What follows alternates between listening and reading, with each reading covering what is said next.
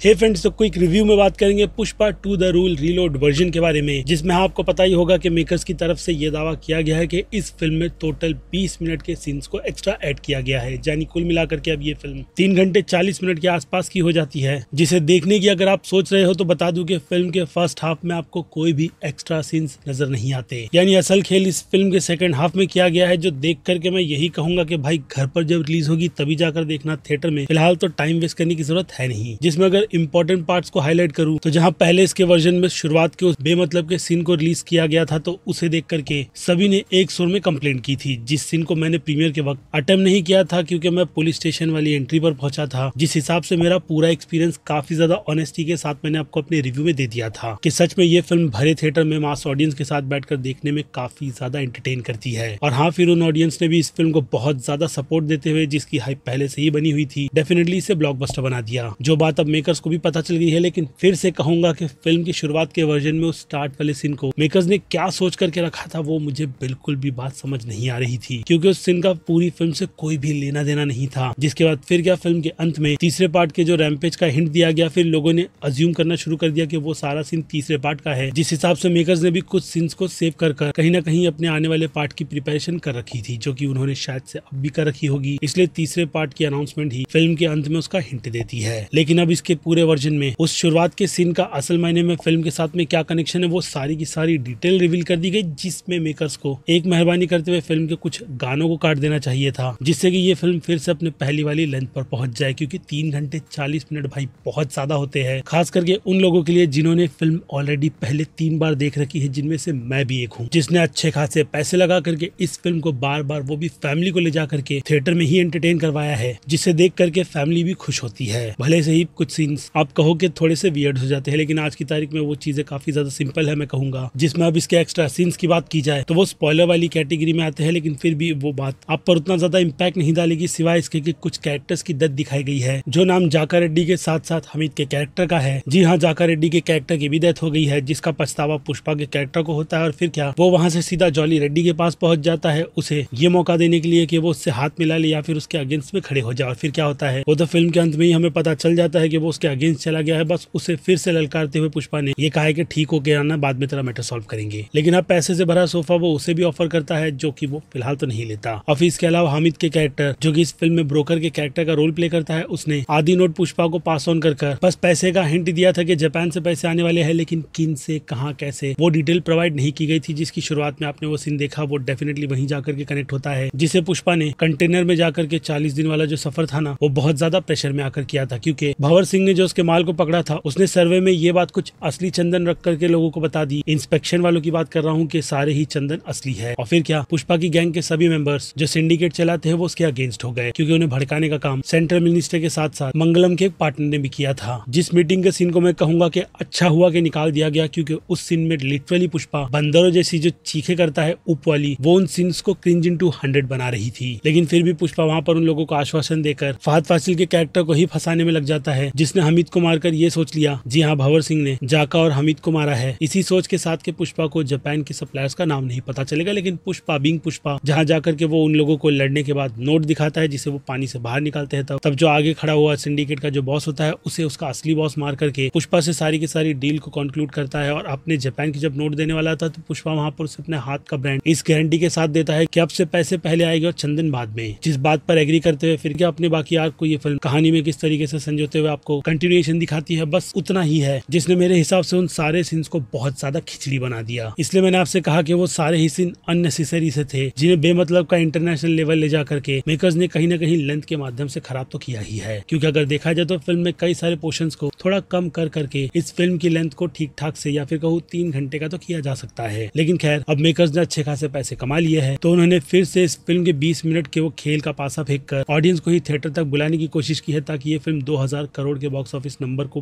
पार कर जाए और बन जाए इंडिया की दंगल के बाद फर्स्ट पोजीशन की ज्यादा कमाई करने वाली फिल्म। जो कि अब ये पॉसिबल है या नहीं, फिलहाल तो मुझे नहीं पता, लेकिन सलाह यही रहेगी कि घर पर बैठकर ही देखना, क्योंकि बार बार रिपीट मोड में ये फिल्म, मैं नहीं कहूंगा कि रिपीट वैल्यू प्रोवाइड करती है फर्स्ट पार्ट की तरह, क्योंकि उसके लिए माहौल सेट होना चाहिए, जो कि इस फिल्म का भरे थिएटर में पहले था। लेकिन अब फिल्म डिम होते हुए घर पर देखने पर तो इसका एक्सपीरियंस बहुत ज्यादा बुरा बनाती है। और हाँ, इसे काफी टिपिकल सी फिल्म जो कि ये अब भी है, लेकिन हाई बजट ये सारी ही चीजें इस फिल्म को नेक्स्ट लेवल तो ले जाती ही है, जिसे अब इन सीन्स की वजह वजह से रेटिंग की कैटेगरी में डालना तो ठीक नहीं रहेगा, क्योंकि अब भी राय फिल्म को रेटिंग के तौर पर लेकर के बिल्कुल जो पहले रिव्यू में बताई थी वैसी ही रहेगी। जिन सब पर अब आप अपनी राय मुझे कमेंट में लिखकर बताइएगा। बाकी फिर क्या वक्त है वीडियो को यहीं पर दी एंड करने का। मैं हूं Aziz. Movie stock show channel like share और सब्सक्राइब भूलना मत। मिलूंगा जल्दी दूसरी किसी वीडियो में। Till then bye.